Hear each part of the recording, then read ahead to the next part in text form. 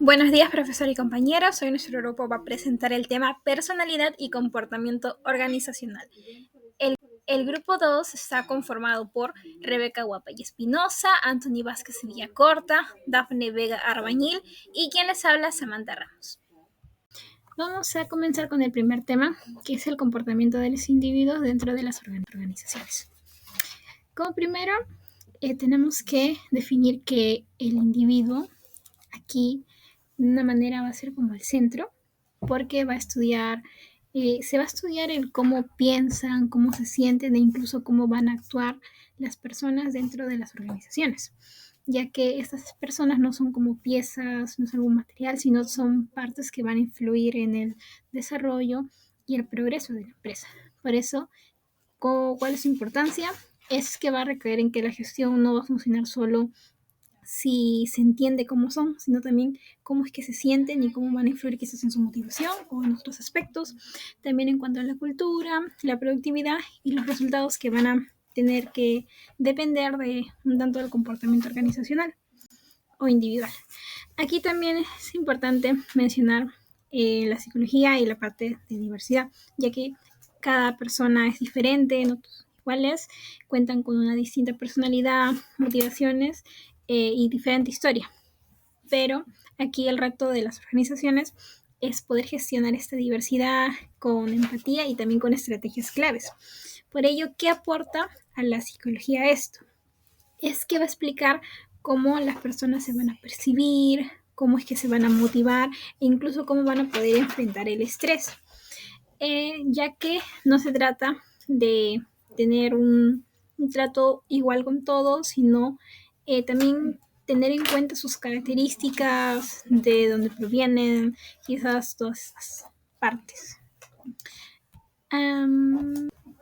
Y ahora continuamos con la motivación humana, que es un factor muy importante, ya que va a ser esta parte, ¿no?, de los trabajadores, que es comprender el motor del comportamiento, que es que los motiva, que los guía.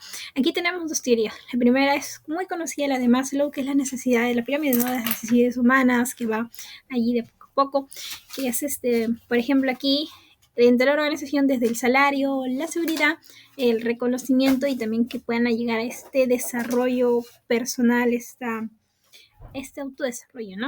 El segundo es de McClelland, que es de las tres grandes motivaciones. Aquí tenemos lo del logro, afiliación y el poder, que cada persona va a responder más a una, ¿no? Es lo que nos menciona, ¿no?, este autor.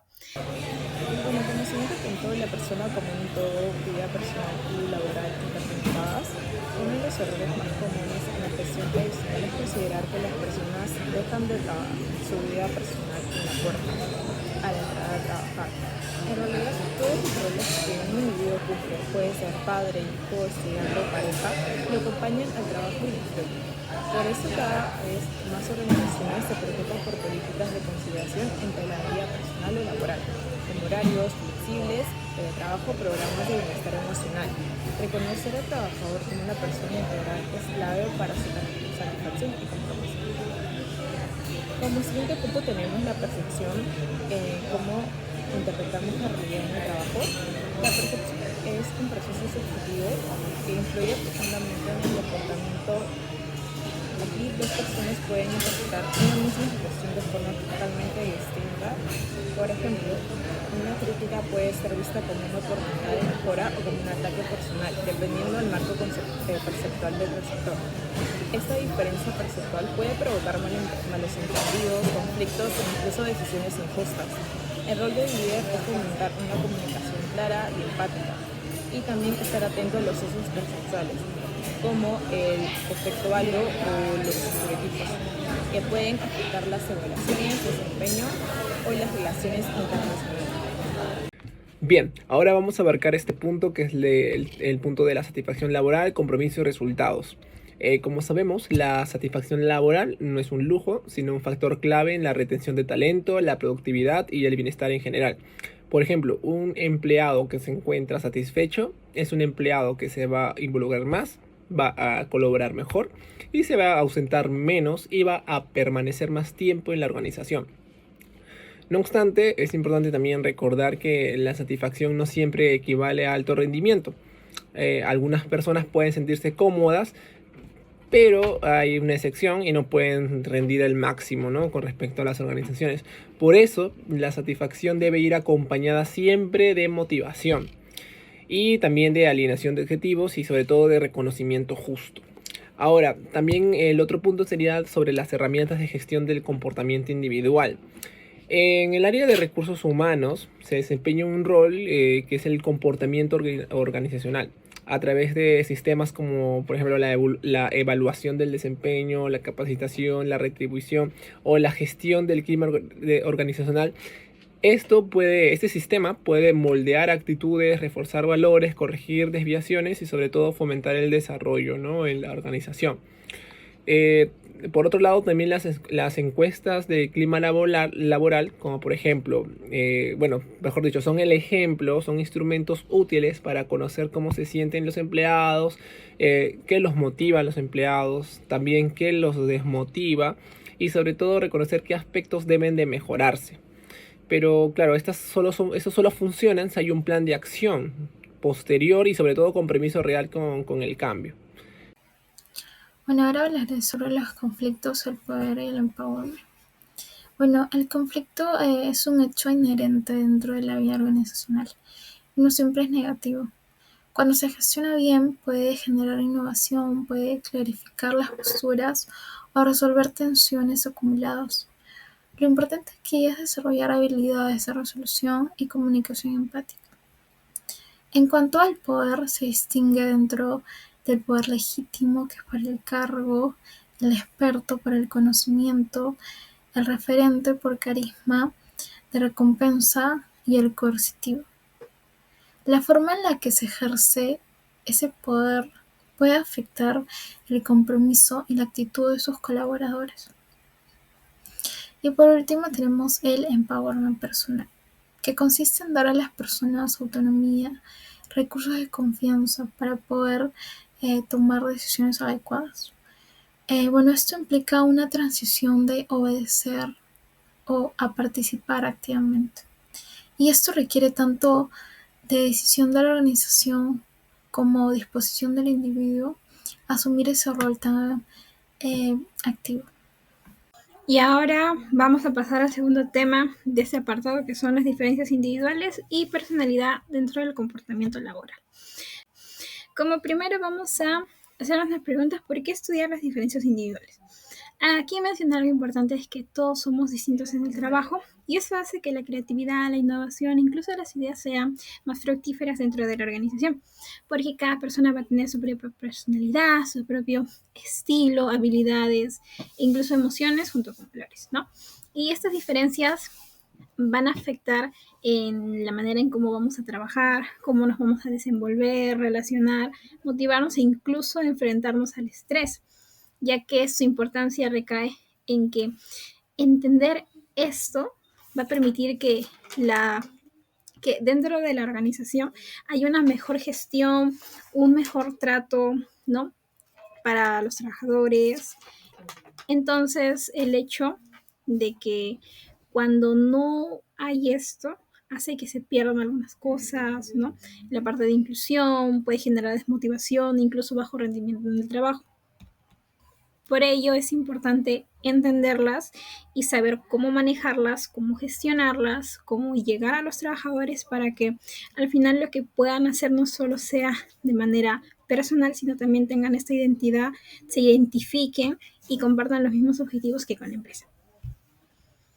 Bueno, como otro punto adicional tenemos el de la personalidad.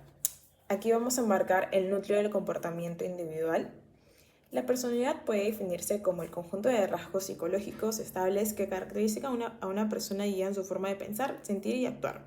Diferentes teorías y modelos han intentado clasificar la personalidad, siendo uno de los más conocidos el MBTI, el cual es el indicador de tipos de Myers-Briggs, que agrupa a las personas en 16 tipos distintos, como el INFJ, STP o ENFP, etc.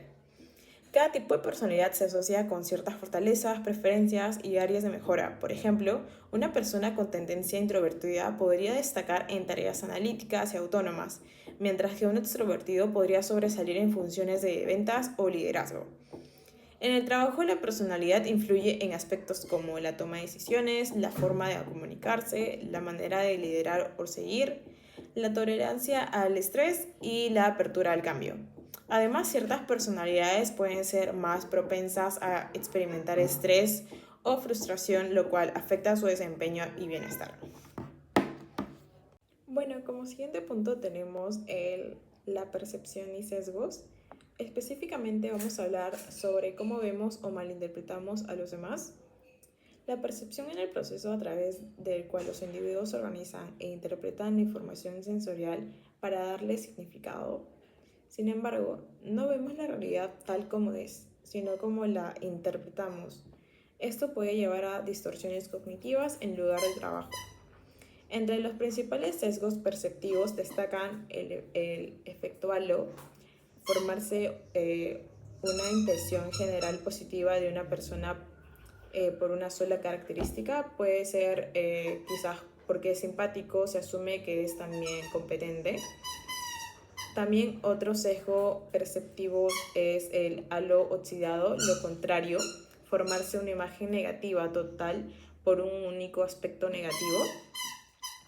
Y otro tenemos el de defensa perceptual, que es un rechazo inconsciente de estímulos que contradicen nuestras creencias. Y por último, lo que son los estereotipos, generalizaciones que se aplican a personas según su edad, género, cultura, etc. Estos sesgos afectan decisiones clave como la selección de personal, la evaluación de desempeño o también la asignación de tareas. Por ello es fundamental desarrollar una conciencia crítica sobre cómo percibimos a los demás. Bien, ahora siguiendo con la exposición vamos a abarcar el punto más importante, que es la motivación y diferencias individuales.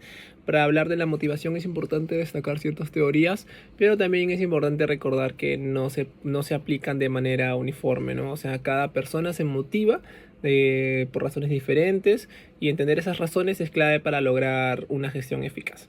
Ahora, con respecto a las teorías, tenemos la teoría de Friedrich Herzberg. Él distingue entre factores de higiene, como por ejemplo el salario, condiciones físicas, que evitan la insatisfacción, y también factores motivadores, como son los logros y los reconocimientos, que realmente impulsan la satisfacción. Otra de las teorías con respecto a la motivación y diferencias individuales es la de Edward Lauler. Él y su teoría de la expectativa muestran que la motivación depende netamente de la expectativa del éxito y del valor que la persona le da a los resultados esperados. Esto evidentemente varía respecto a la confianza personal, la experiencia previa y sobre todo el estilo cognitivo. Por último, también se destaca que un modelo integrado que combine ya, por ejemplo, características del trabajo con necesidades humanas, como la teoría de Abraham Maslow, permiten entender cómo ciertas tareas generan mayor implicación, compromiso y sobre todo rendimiento. Otro de los puntos también a tomar en consideración es el estrés laboral, ¿no? Y al igual que la motivación, también hay diferentes formas en las cuales el estrés puede causar en una persona, o sea, la persona cómo puede reaccionar ante el estrés. Como sabemos, el estrés es un fenómeno común en el trabajo, pero se podría decir que no afecta a todas las personas por igual. Las personalidades influyen demasiado, notablemente, en el cómo se perciben las situaciones estresantes y cómo se responden ante ellas. Por ejemplo, una persona extrovertida puede canalizar el estrés hacia afuera, mientras que una persona introvertida puede retirarse y aislarse y reprimir las emociones que siente. También con respecto a la capacidad de afrontamiento también varía. Algunos enfocan en resolver problemas, otros lo evitan y otros, pues como lo comentaba, lo reprimen y simplemente lo niegan. También es importante recordar que la carga de trabajo es una fuente clásica de estrés, pero no siempre es la causa principal, ¿no? O la causa directa. Por ejemplo, dos personas con la misma tarea pueden vivirla de forma completamente diferente y distinta. Es por ello que es importante reconocer estas diferencias, porque reconociéndolas ayuda a implementar estrategias personalizadas de prevención y gestión de estrés, ya sea con el coaching, ya sea con pausas activas, con apoyo emocional, etc.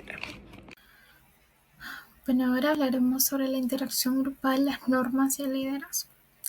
En el entorno grupal, las normas sociales influyen en el comportamiento individual, porque estas normas son reglas no escritas que indican qué conductas son aceptables y qué son inaceptables dentro de un equipo. Es por eso que las personas tienden a adaptarse a ellas para no ser rechazados. Intentar cambiar una norma grupal es complejo ya que se requiere de un consenso y muchas veces liderazgo. El liderazgo situacional es especialmente útil para poder gestionar esas diferencias individuales que consisten en adaptar el estilo del líder según el tipo de motivación y competencia del colaborador. Además, la calidad de supervisión influye directamente en el rendimiento y la salud mental. Un estilo autoritario y muy controlador puede generar resistencia, miedo o también estrés. Ahora hablaré sobre el aprendizaje y el desarrollo individual. Como bien sabemos, cada persona tiene su manera de aprender, lo cual es muy diferente.